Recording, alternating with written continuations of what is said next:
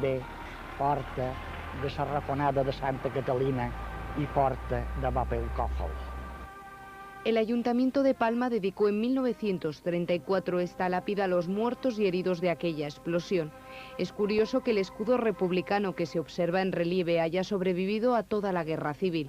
Allí se encuentra desde hace 61 años. ¿Podría decirnos el nombre exacto de la calle?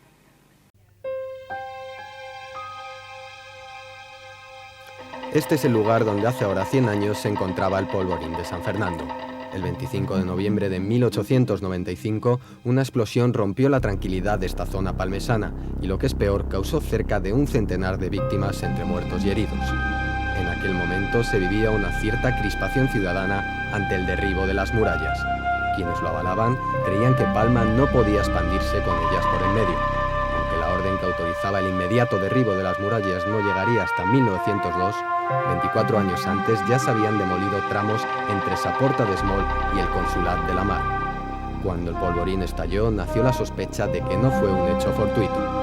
Tras la desaparición del denominado polvorí d'Escampelat, podrían encontrarse en manos municipales que tenían como objetivo beneficiarse por la especulación sobre unos terrenos limitados entonces por las murallas.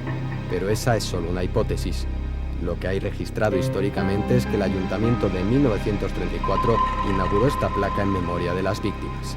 Es curioso que en ella predomine todavía el escudo republicano, sobreviviendo a las contiendas civiles de la época. Un escudo que a pocos metros preside el edificio de la actual Consellería de Sanidad. La céntrica zona en la que nos encontrábamos el sábado pasado acoge también la sede de Hacienda. La respuesta correcta a la pregunta que planteábamos es la calle Cecil y Metelo, donde, si nos fijamos, descubrimos sin dificultad el homenaje a un suceso que la memoria popular ha olvidado.